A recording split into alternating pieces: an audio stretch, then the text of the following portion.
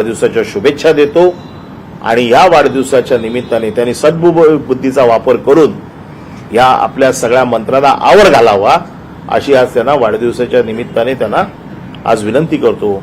आज अजितदादा पवार यांचा देखील वाढदिवस आहे, त्यांना देखील मी शुभेच्छा देतो।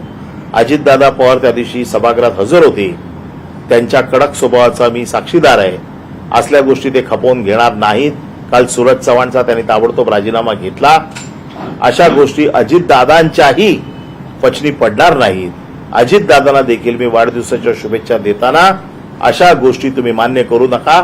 एकनाथ शिंदेंकडनं माझी काही अपेक्षा नाहीयेत, कारण त्यांना त्यांचा राजीनामा घेणं परवडणार नाही आणि ते घेऊ शकत नाही असा माझा अभ्यास आहे। त्यामुळे ह्या दोन्ही मुख्यमंत्र्यांना आणि उपमुख्यमंत्र्यांना वाढदिवसाच्या शुभेच्छा देताना त्यांच्या महसूल राज्यमंत्र्याच्या राजीनाम्याची मागणी मी आज करत आहे। धन्यवाद।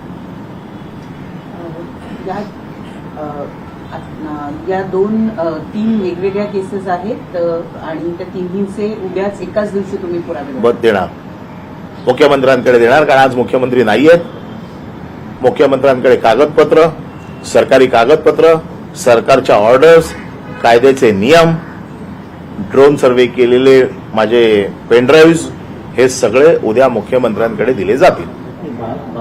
ज्या बाळ संदर्भात आपण तुम्ही सांगितले की संबंधित जो मालक आहे त्याच्यावर देखील कारवाई व्हायला पाहिजे, म्हणजे गृहराज्यमंत्र्यांच्या आईवर कारवाई व्हायला पाहिजे असं तुमचं खरं म्हणजे त्या माऊलीचा काय दोष आहे असं मला वाटत नाही, परंतु ह्यांना अक्कल असायला पाहिजे, ह्यांना कळलं पाहिजे की कोणाच्या नावाने असे धंदे करायचे। दुर्दैव आहे, त्यांच्या माऊलीवरती त्या माऊलीवरती काही कारवाई व्हावी असं कोणालाही मनापासून वाटणार नाही, कारण त्यांचा याच्याशी काही संबंध असेल मला वाटत नाही। परंतु हे जे पितापुत्र आहेत पराक्रमी, याला तर अक्कल शिकवावीच लागेल, धडा शिकवावाच लागेल, कारण ह्यांना सत्तेचा माज आलाय। आमचं कोण काही वाकडं करू शकत नाही, या उन्मादामध्ये ते वागतायत। ज्या पद्धतीची दादागिरी, ज्या पद्धतीची खंडणीबाजी, ज्या पद्धतीची वसुली महाराष्ट्रात चालू आहे, ह्याला कुठेतरी वेसण घातलंच पाहिजे मुख्यमंत्र्यांनी। आणि मुख्यमंत्र्यांना सगळं माहिती आहे।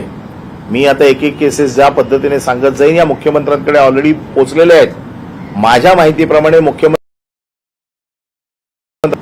कारण ज्यांच्याकडे खंडणी मागितली गेली असे बरेच लोक मुख्यमंत्र्यांच्या ओळखीचे आहेत, त्यांनी मुख्यमंत्र्यांकडे जाऊन तक्रारी केल्यात अशी माझी माहिती आहे। कदाचित खरी असेल खोटी असेल मला माहित नाही, पण ही माहिती आहे। ज्याचा पुरावा आहे त्याचा पुरावा मी तुमच्या समोर दिला, जी माहिती आहे त्याचा पुरावा